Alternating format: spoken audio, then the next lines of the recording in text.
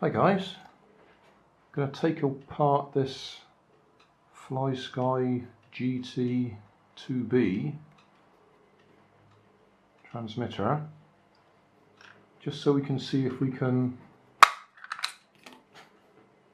access the battery input and just plug in an ordinary 1S LiPo. I say 1S because it runs somewhere, it says on there it's 3.7 volts.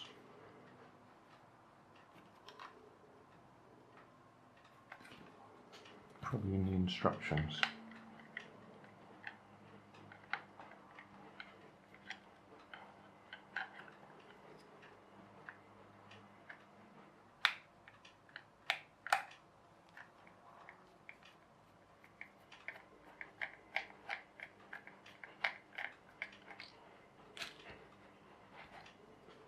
One.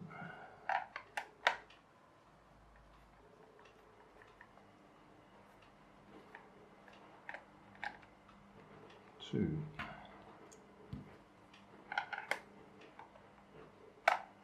This is the one that I bought in a charity shop and it's missing the battery.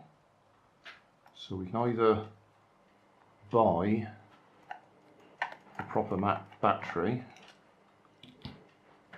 and we'll see if we can just do a simple modification.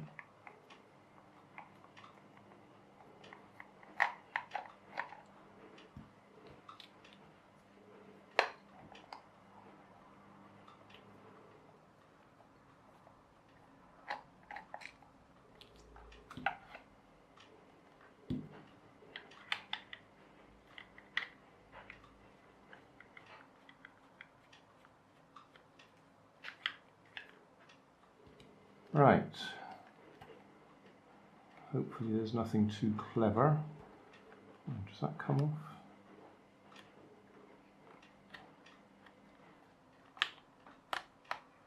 off? Just as well I did that. A couple more screws hidden in there.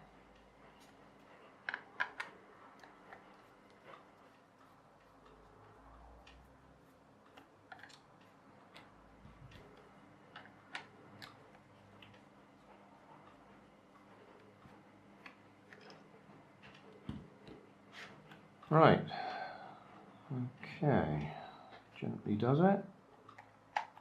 That looks okay.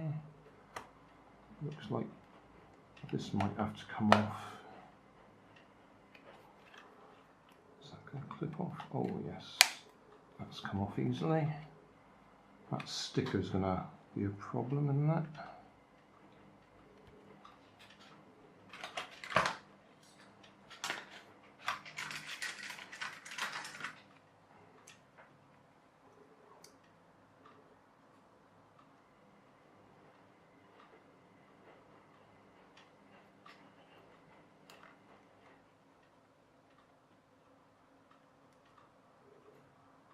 I think we can safely say I won't have any warranty on this anyway.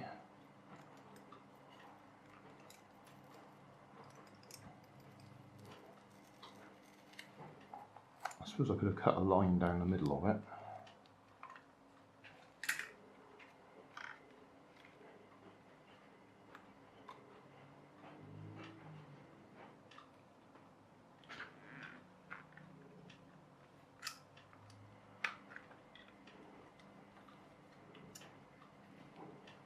Oh well, there we go. Much easier than I expected. I was worried it was going to have several wires going up there, but we've only got a pair of wires.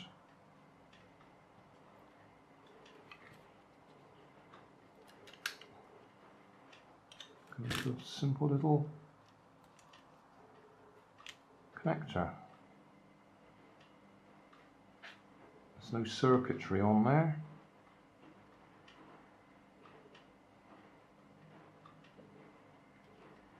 So I should be able to just change that lead and have a small battery in there. I don't need to touch anything else up here. Don't want to touch anything else up here.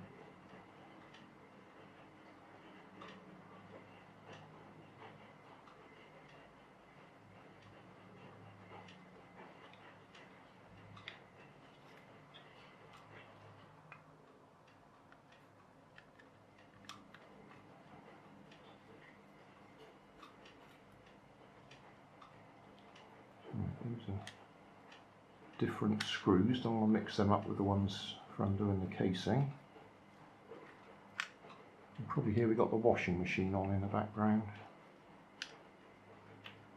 Right, there we are. So if I can just intercept this,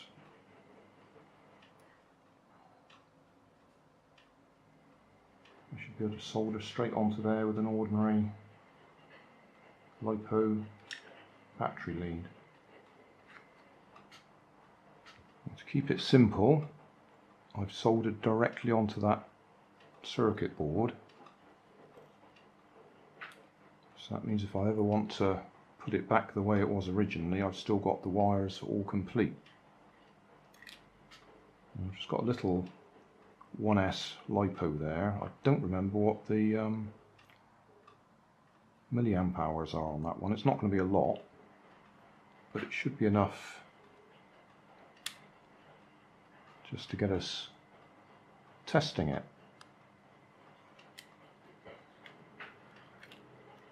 So my plan is to put all that back in there.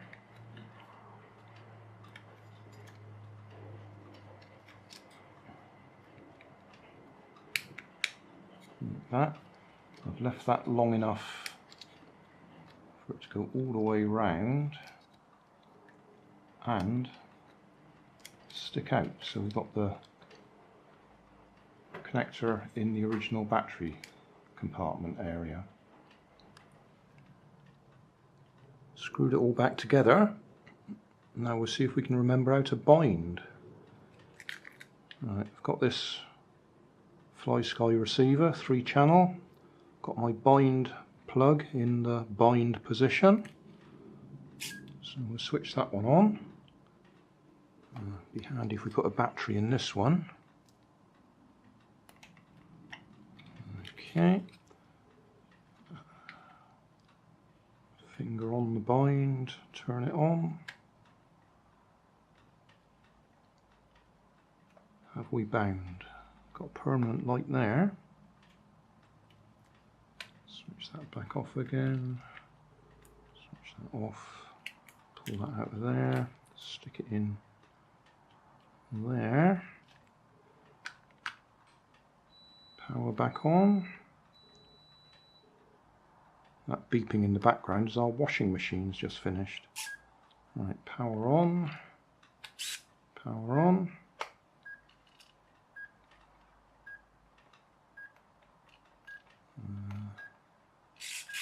We've got that bit all right, but for some reason it's not liking the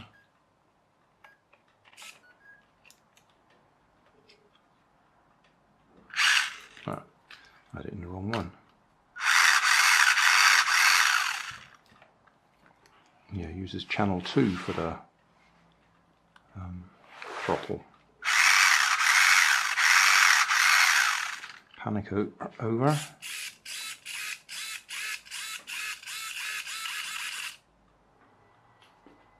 Before I start it going, I'll just say, if you saw the original video where I made that car, it's a conversion of a cheap plastic toy. The wheels are plastic, there's no grip on them at all. So I just thought I'd say that before we start off.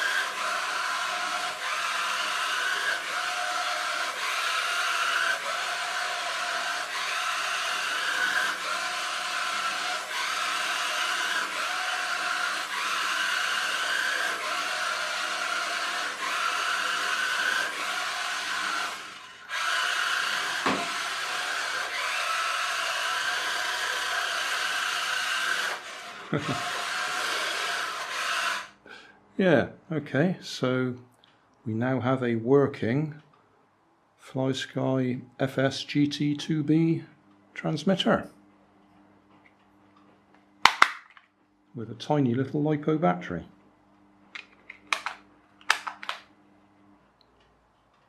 Happy now.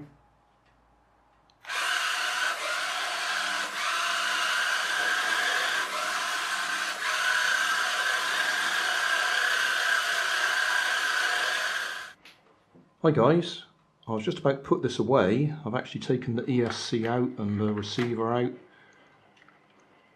ready to put it into storage, but I remembered I hadn't actually tested the brake feature.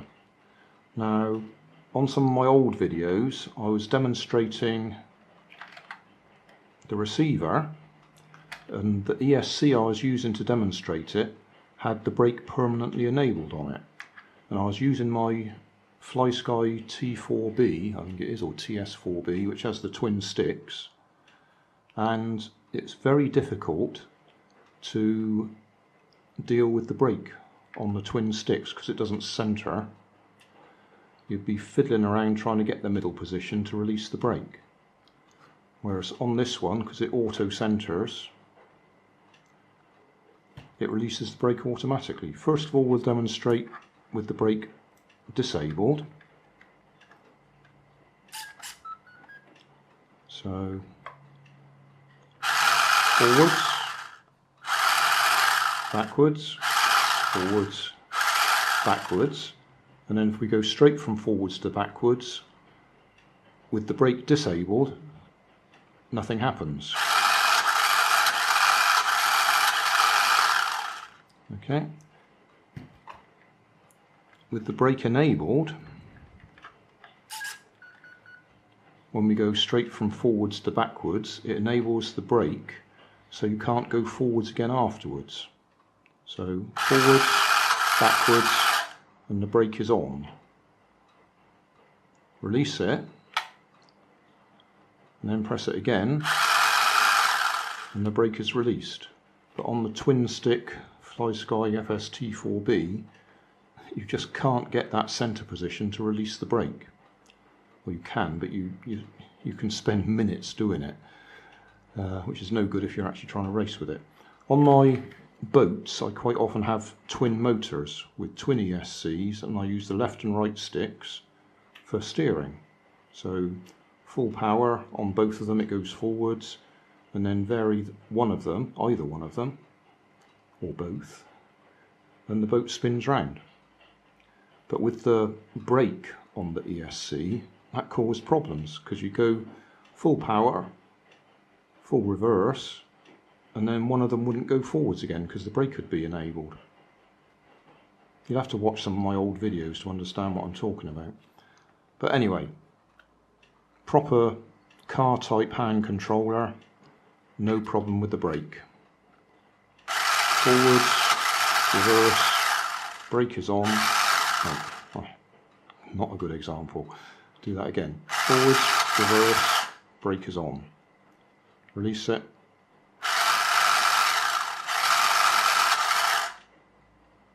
I think that's the best way I can demonstrate. So, job done. Hey, thanks for watching. There's plenty of videos on my main channel with more added daily, so don't forget to subscribe and enable the notifications to keep you up to date with my new releases. You can help keep my channel running by donating $1 on Patreon to buy me coffee. You can always find more information in the video description. Thanks again for watching.